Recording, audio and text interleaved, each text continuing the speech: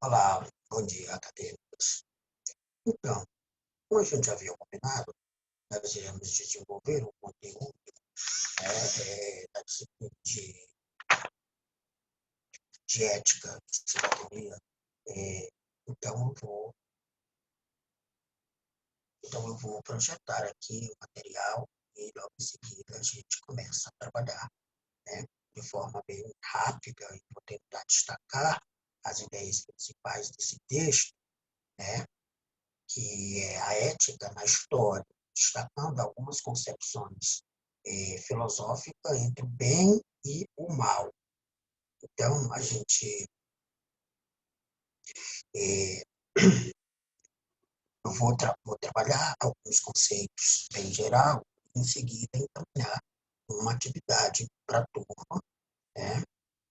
Levando em consideração que não tivemos como ministrar aula presencial nesse último dia. Então, a gente está devendo uma aula para vocês. Então, aqui vamos lá. Esse material vai estar disponível para vocês na sala de aula do Google, tanto a videoaula, como o texto, como as orientações para o estudo dirigido, certo? Então, essa organização dos períodos históricos, vocês já conhecem, porque vocês já viram na disciplina de filosofia, né? Então, a gente vai tratar aí o momento antigo, o momento medieval, o momento moderno, o momento contemporâneo. Como é que a ética vai se construindo, né, como concepções filosóficas nesses períodos, observando aí o bem e o mal. Pois bem, já sabemos que a moral é uma construção humana, como vimos até agora, né? Mas como o ser humano é um ser social e a sociedade vai passando por mudanças ao longo da história, nós podemos dizer que a moral, além de possuir um caráter social, ela se caracteriza por uma construção histórica. Com isso, queremos ressaltar que os sistemas morais, eles não são fixos, né, nem imutáveis, porque eles estão se relacionando com as transformações históricos sociais que vai acontecendo, né, ao longo aí do desenvolvimento da história humana. Assim, embora os sistemas morais se fundamentem em valores como o bem e a liberdade, né, o, o bem e a liberdade, deixa eu ver aqui, é verdade. Então, o conteúdo que, que, do que seja o bem e a liberdade variam historicamente, dando origem à moralidade e à concepção ética diversa. Então, essa ideia de bom, ou de bem e de liberdade também é uma construção histórica que vai se dando ao longo da história, né? No limite, poderíamos dizer que vício e virtude, como já falamos sobre virtude na aula passada, que vício e virtude são questões atreladas ao tempo e ao lugar onde se dá. Ou seja, em algum lugar, algo que é vício humano pode não ser em outro. Em algum lugar, uma virtude humana pode não ser uma virtude em outro lugar. Isso vai depender do tempo e a, do tempo histórico e do espaço histórico também, né? Vejamos de forma resumida concepções éticas, significativas que vão marcando aí os grandes períodos da história, certo? Daremos destaque aqui para as concepções éticas de Aristóteles, na Antiguidade, de Santo Tomás de Aquino, na Idade Média, de Immanuel Kant, na modernidade. Isso, na modernidade. E, então, assim, vamos lá. Antiguidade, a ética grega. Bem, a preocupação com os problemas éticos teve início de forma mais sistematizada na época de Sócrates, que era um filósofo, também conhecido como o pai da moral. Então, Sócrates é o pai da moral. Vejamos o que disseram os primeiros filósofos gregos desse período sobre esse problema, né? Os primeiros. Vamos lá, a gente vai ter aqui os sofistas, né, que afirmavam que não existem normas e verdades universais válidas, e tinham, portanto, uma concepção ética relativa ou subjetivista, quer dizer, que não há verdade pronta e acabada, tudo pode mudar. Ao contrário dos sofistas, Sócrates foi um sofista, mas ele foi um sofista diferente, né, vamos dizer assim, e depois ele fez muitas críticas aos sofistas, que eram os filósofos que saíam ensinando e cobrando pelos seus ensinamentos. Então, ao contrário dos sofistas, Sócrates sustentou que existe um saber universalmente válido que decorre do conhecimento da essência humana, a partir da qual se pode conceber a fundamentação de uma moral universal. E o que é essencial no ser humano? Sócrates vai dizer a sua alma racional. O homem é essencialmente razão, e é na razão que se deve, portanto, fundamentar as formas e costumes morais. Por isso dizemos que a ética socrática ela é racionalista. O homem que age conforme a razão, age corretamente. Esse é o pensamento de Sócrates, que vai deixar aí, né, um legado para os seus sucessores, como, por exemplo, Platão, que vai desenvolver o racionalismo ético, iniciado por Sócrates, aprofundando na diferença entre corpo e alma. O Platão vai argumentar que o corpo, por ser a sede dos desejos e paixões, muitas vezes desvia o homem do seu caminho para o bem. Isso que diz as coisas mundanas, as coisas corpóreas, né? Segundo Platão aí. Assim, ele defendeu a necessidade de purificação do mundo material para se alcançar a ideia de bem. Segundo Platão, o homem não consegue caminhar em busca da perfeição sozinho, agindo sozinho. Ele necessita, portanto, da sociedade, né, da pólice, família e sociedade. No plano ético, o homem bom é também o bom cidadão, né? Então faz sentido. Depois do período clássico grego, os estoicistas, dentro do estoicismo, um movimento filosófico, desenvolveu uma ética baseada na procura da paz interior e no autocontrole individual, fora aí dos contornos da vida política, o pessoal aí dessa corrente. Assim, o princípio da ética estoica é a apatheia, a atitude de aceitação de tudo o que acontece, porque tudo faria parte de um plano superior, agindo por uma razão universal que a tudo abrangeria. Essa é uma concepção, né, dos estoicistas. A ética do epicurismo, aí trazendo o Epicuro, da forma semelhante, tinha como princípio a ataraxia, que é o quê? A atitude do desvio da dor e procura do prazer. Então, o epicurismo vem trabalhar essa questão do prazer, né? Prazer espiritual que contribui para a paz de espírito e, e o autodomínio, minimizando assim a influência, né, das a influência dos fatores exteriores sobre o bem-estar, né? Sobre o bem-estar espiritual. Epicuro, ele observou o seguinte: o essencial para essa felicidade é a nossa condição íntima e delas nós somos senhores. Então, assim, a ética vai ser considerada aí como um equilíbrio no pensamento do Aristóteles, né? Então, não vou discorrer tudo aqui, porque esse material, com uma boa leitura, vocês irão compreender. Mas Aristóteles também desenvolveu uma reflexão ética racionalista. A gente tem aí Sócrates, Platão e Aristóteles. Então, Aristóteles vai um pouco nessa linha também do Sócrates, do Platão, mas ele vai, né, desenvolver uma reflexão ética racionalista, mas sem o dualismo proposto pelo Platão, porque Sócrates ele procurou construir uma ética realista mais próxima do homem concreto. Para tanto, perguntou-se sobre o fim último do ser humano. Para que tendemos? Para o que tendemos? E respondeu, para a felicidade. Todos nós buscamos a felicidade. Então, Sócrates vai trabalhar essa ideia da ética, aí, da construção do bem, como a busca da felicidade.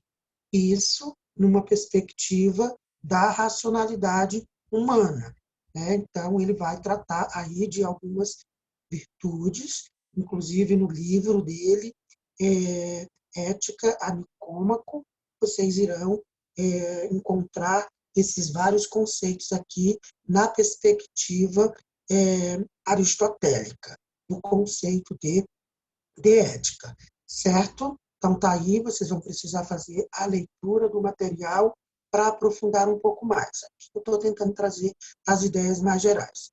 Ok, saindo um pouco da idade antiga, né, do período aristocrático e tal, Platão e Aristóteles, filosofia grega, né, a gente vem para a Idade Média, onde a ética não vai estar mais ligada àqueles pensamentos platônico, aristotélico e socrático. Aqui a filosofia vai estar a mercê, a filosofia não, a ética vai ganhar, como ganhou todas as áreas da vida humana, essa questão cristã.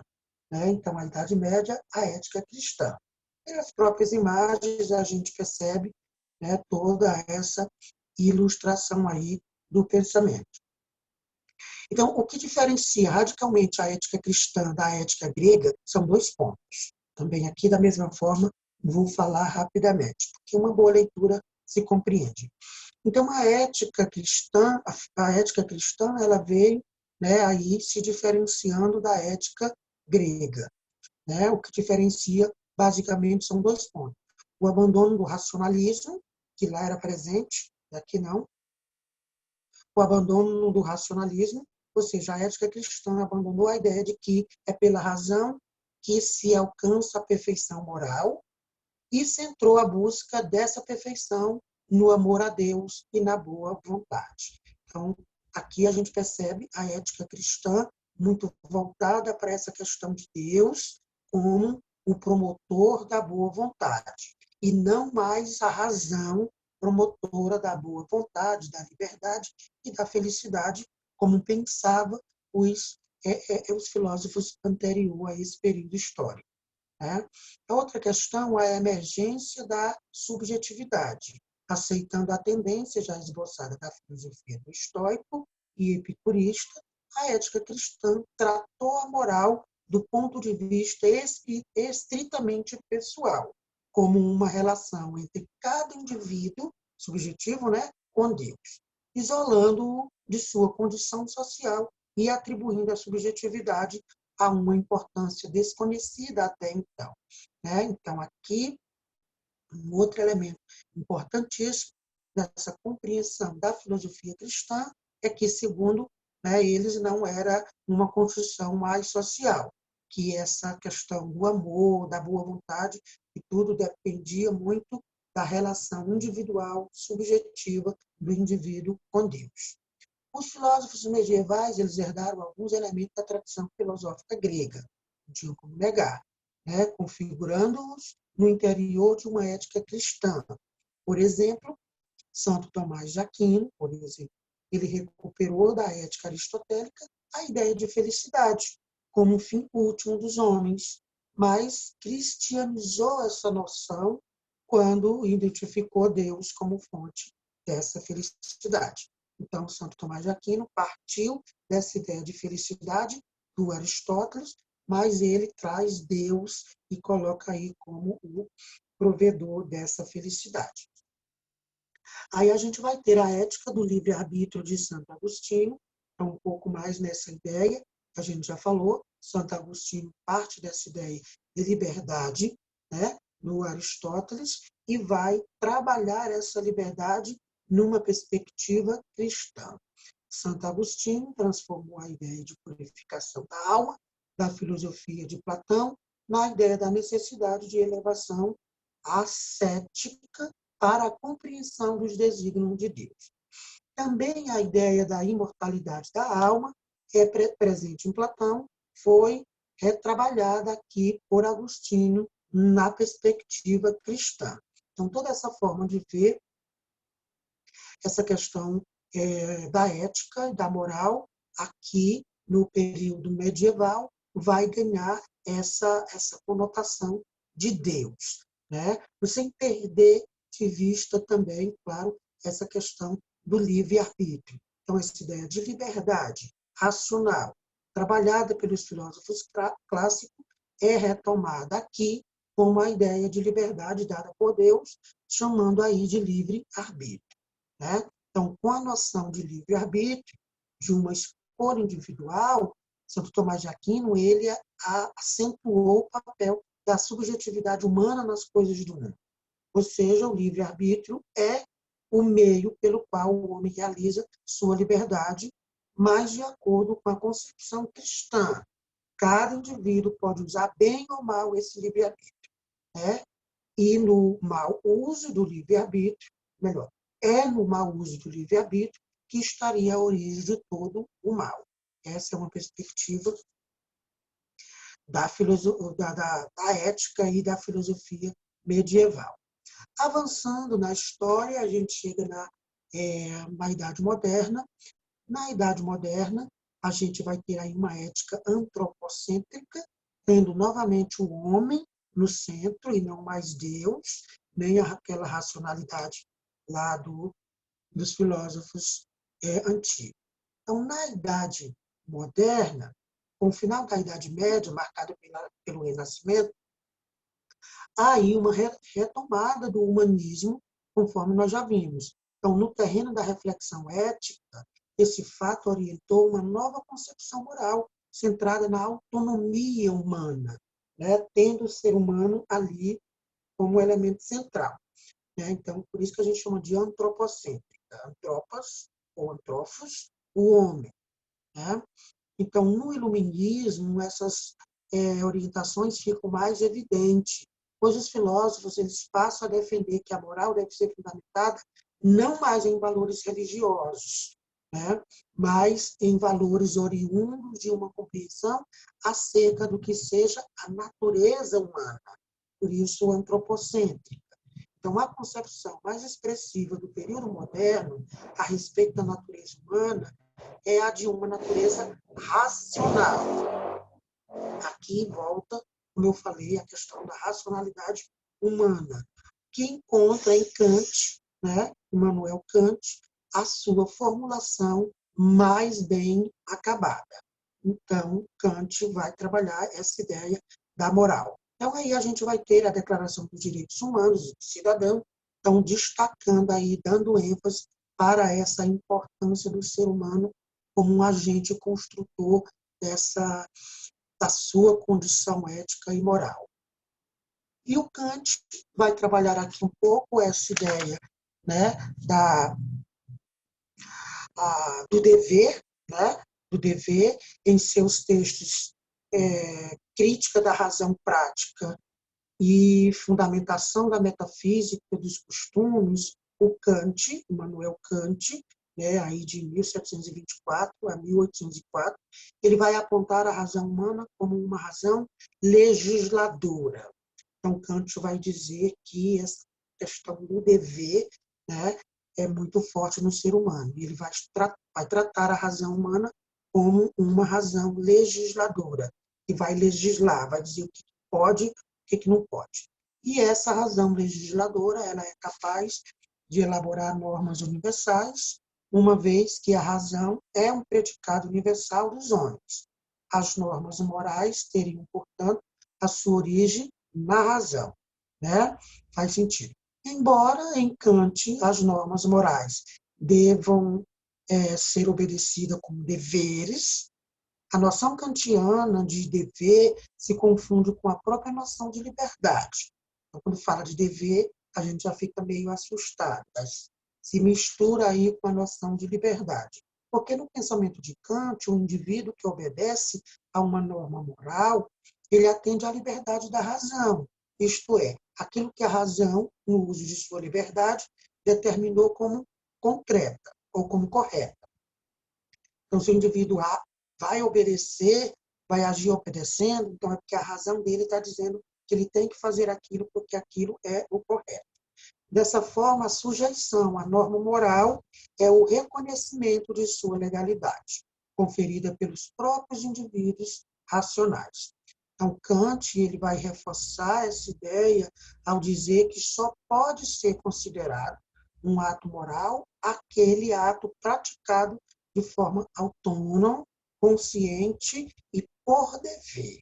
Por isso, ele vai acentuar o reconhecimento do dever como uma expressão da racionalidade humana, única fonte legítima da moralidade para ele.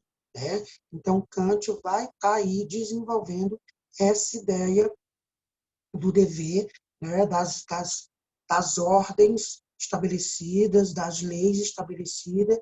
Por isso, a gente sempre trata a ética em Kant como a ética do dever. Ele está dizendo que quando a gente cumpre os deveres, é como se a nossa razão, né, a tivesse dizendo, é isso que você tem que fazer. Então, nesse sentido, Kant foi o grande expoente teórico dessa compreensão da ética no período, no período da Idade Moderna, finalzinho da Idade Moderna, na verdade. Ele vai deixar esse grande legado aí. Então, ele vai trabalhar aqui, vamos ver um pouquinho mais. Se prestar aqui o pensamento do Kant. Se prestarmos atenção ao que se passa em nós mesmos, sempre que transgredimos qualquer dever, descobrimos que, na realidade, não queremos que a nossa máxima se torne lei universal, porque isso nos é impossível. O contrário dela é que deve universalmente continuar a ser lei. Tomamos apenas a liberdade de abrir nela uma exceção para nós. Então, Kant está chamando a atenção aí, nessa sua citação, sobre essas questões. Então, é porque nos realizamos, é porque nós realizamos atos contrários ao dever e, portanto, contrário à razão. Então, já que Kant defende essa ideia, né, do dever como algo racional, né, então, e por que a gente faz coisas que é contrária à razão? Kant dirá que é porque a nossa vontade é também afetada pelas inclinações, que são os nossos desejos, as nossas paixões, né, os medos, e não apenas pela razão. Então, pelo fato de sermos também animal e não só racional. Por isso, ele afirma que devemos buscar a vontade para alcançar a boa vontade, que seria a vontade guiada unicamente pela razão. Então, ele está colocando aí nessa briga que o ser humano vive o tempo inteiro, de agir de forma impulsiva e essa ação também, esse agir de forma racional. Então, quando a gente age de forma racional, ele está querendo dizer, ou melhor, de forma irracional, ele está querendo dizer que é nesse momento que a gente tende a uma liberdade mais descontrolada. Daí a necessidade da gente sempre agir de forma racional.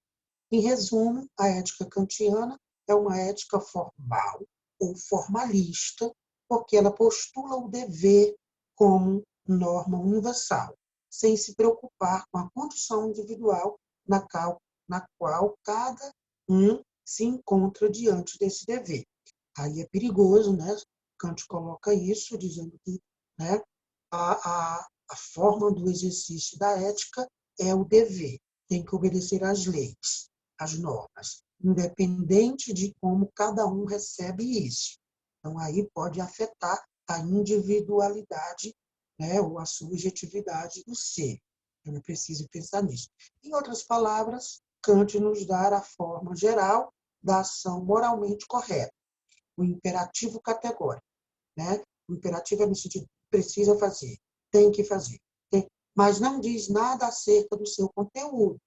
Não nos diz o que devemos fazer em cada situação concreta. Né? O Kant. Mas ele deixa aí a sua grande contribuição.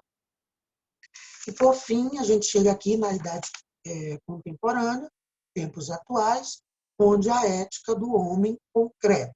aqui é algo mais próximo de nós.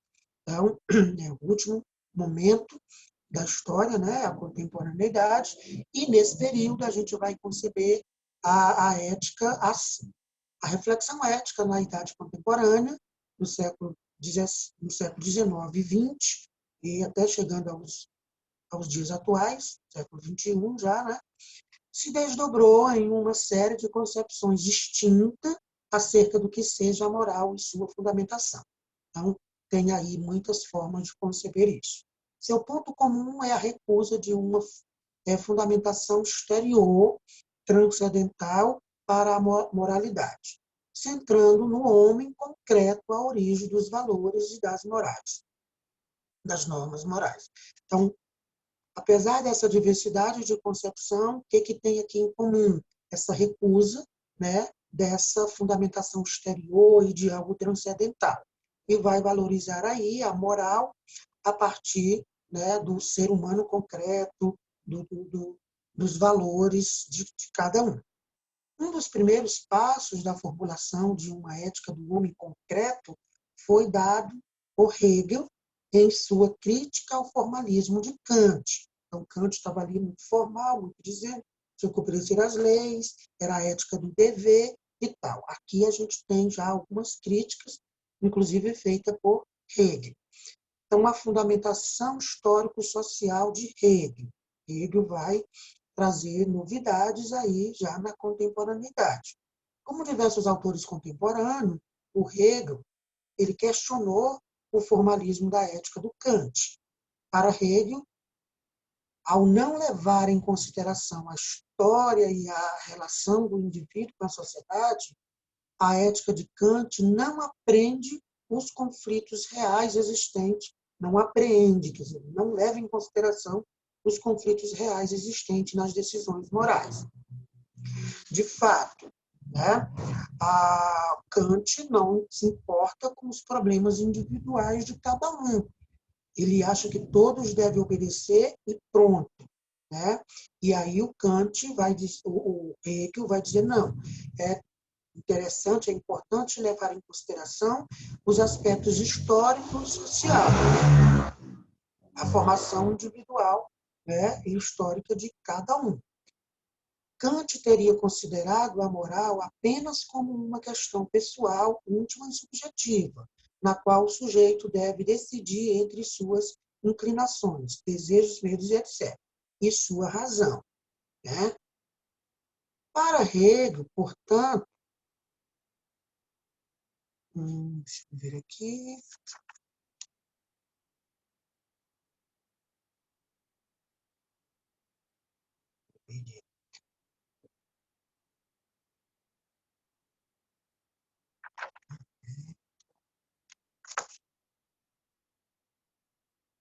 Para Hegel, portanto, a moralidade ela assume conteúdos diferenciados ao longo da história das sociedades. Né? Vai tomando essa proporção mediante as sociedades vão se constituindo. E a vontade individual seria apenas um dos elementos da vida ética de uma sociedade em seu conjunto. Então, assim, a moral seria o resultado da relação entre o indivíduo e o conjunto social. E em cada momento histórico, a moral ela vai se manifestar tanto nos códigos normativos, como implicitamente na cultura e nas instituições sociais. Desse modo, Hegel vinculou a ética à história e à sociedade. Então, não se pode negar a história, né, o processo histórico e as relações sociais nessa construção da moral e da ética dos indivíduos. Não pode estar ligado ali somente ao que está sendo estabelecido como lei, né, formal, como disse o Kant. Então, a gente vai ter aqui ainda a contribuição de Karl Marx, né, chamando aí a fundamentação ideológica para Marx, a moral é como uma produção social que entende a determinada demanda da sociedade. e essa demanda deve contribuir para a regulação das relações sociais. Ou seja, como as relações sociais se transformam ao longo da história, transformam-se também os indivíduos e as moralidades, que vão regular essas relações no seio da sociedade. Isso quer dizer que Marx compreende a moral como uma forma de consciência própria a cada momento, né, existencial. E faz muito sentido. Cada sociedade vai construindo aí o seu jeito de dizer isso está certo e isso está errado. Assim, os valores que fundamentam as normas derivam da existência social e, portanto, não são absolutos. Não vale de forma universal para todos os homens e para todos os tempos, né? Vai se construindo, muitas coisas vão mudando e outras vão aparecendo. A liberdade, por exemplo, embora seja um valor universal, teve conteúdos diferenciados ao longo da história, né? E, por isso, Marx mostra como os valores morais que são concebidos em meio a determinada forma de existência social também reflete na existência das pessoas.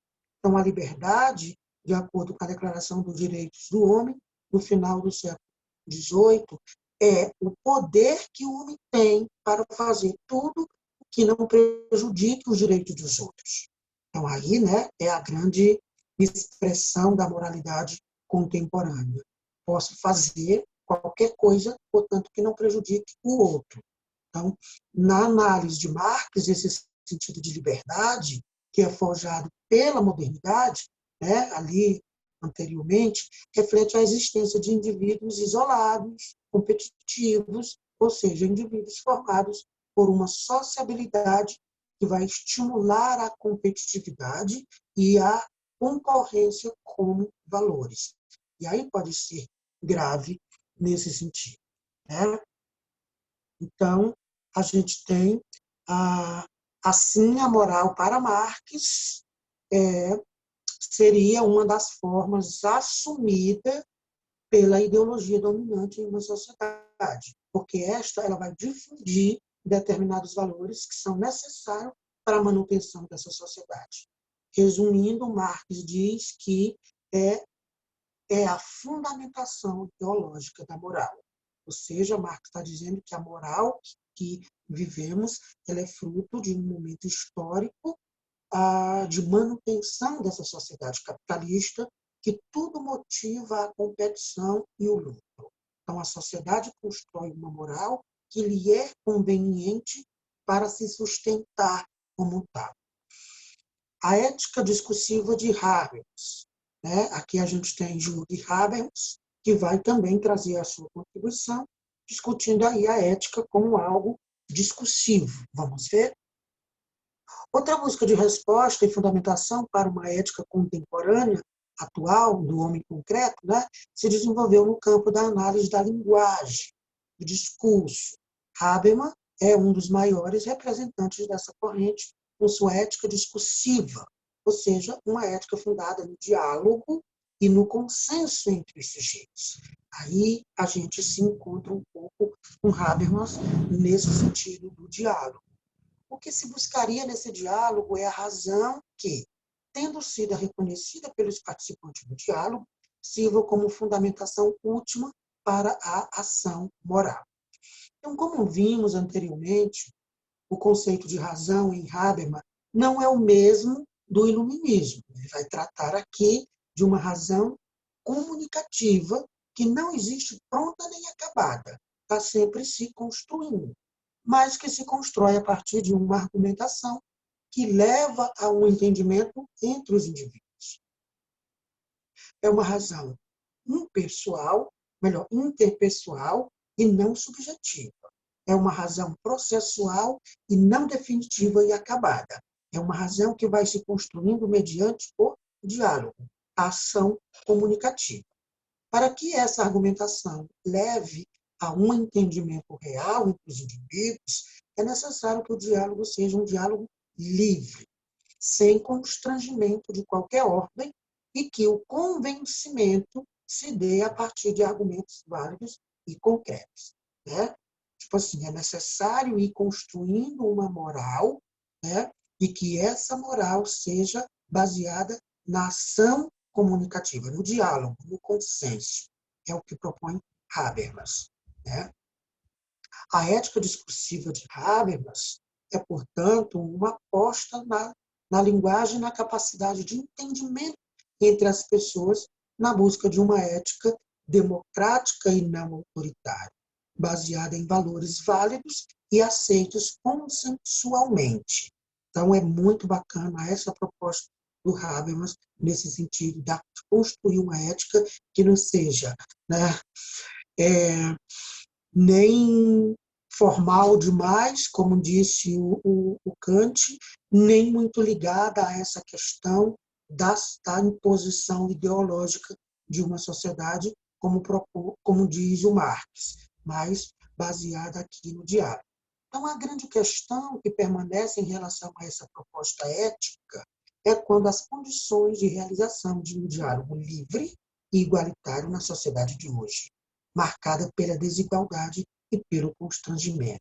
Então, o Habermas vai propor isso, né? Uma resposta, uma solução para se construir uma ética que não agrida nenhum nem outro. Ele propõe o livre diálogo, a ação comunicativa, mesmo sabendo que é extremamente difícil, porque a gente vive numa sociedade, né, marcada pela desigualdade e pelo constrangimento de uns pelos outros. Então, olha só, sortudo, se não for muito incômodo, poderia me trazer outra cerveja?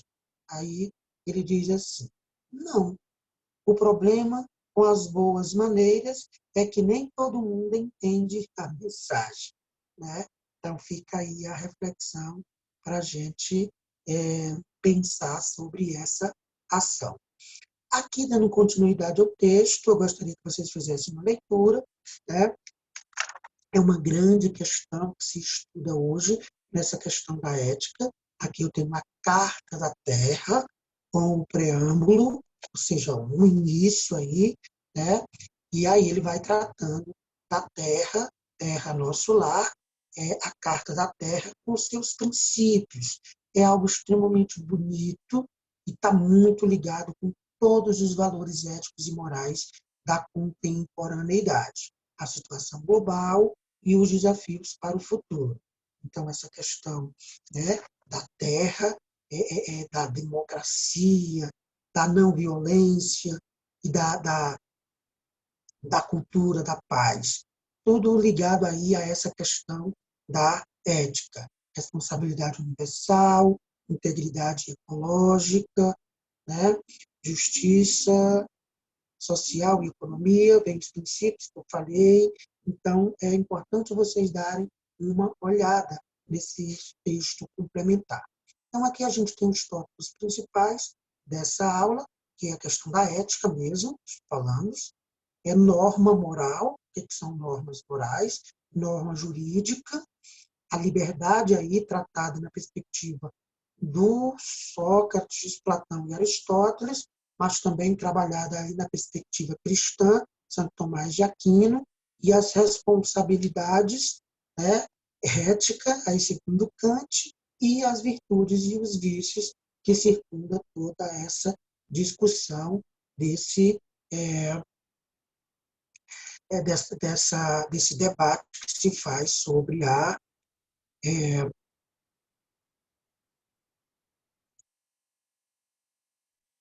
ética, né? Então, é isso, gente, a aula. Eu agora vou mostrar para vocês uma pequena atividade que eu gostaria que vocês, depois de assistir a aula e ver o texto, pudessem organizar, né? Então, eu estou chamando aqui de o painel de ideias com cores, organizei de forma, né, bem bacana. Então, é assim a atividade. Com base no texto, a ética na história, concepções filosóficas sobre o bem e o mal, né, do livro do Gilberto Coutinho, A Fundamento da Filosofia, na página 241, página 240, 250. E principalmente com base no vídeo, na videoaula do professor, que é esse conteúdo que eu estou ministrando nessa aula, você vai construir um painel com as principais ideias de cada período histórico, né, histórico, sim, da construção do conceito de ética. Ou seja, você vai construir um painel com cores, você percebe que cada período histórico tem uma. Então, com base nesse livro, do qual eu tirei o conteúdo para desenvolver a videoaula, vou postar para vocês o texto escaneado, e aí você vai ver o texto, vai ver a videoaula e vai construir esse painel de ideia com cores, destacando aqui as principais ideias de cada período histórico onde se constrói, onde se trabalha o conceito de ética. Então, ética na antiguidade, né? A ética grega, destaca aqui. Ética na Idade Média, ou seja, a ética cristã. Ética na Idade Moderna, ou seja, a ética antropocêntrica, aqui. Ética na Idade Contemporânea, né? Ou seja, a ética do homem concreto, aqui. Aí você constrói esse painelzinho com as principais ideias e vai me mandar, certinho? Essa é a ideia da atividade. Então, está lá disponível, fiquem à vontade e qualquer dúvida, estamos à disposição, certinho? Então, a gente finaliza por aqui e até mais.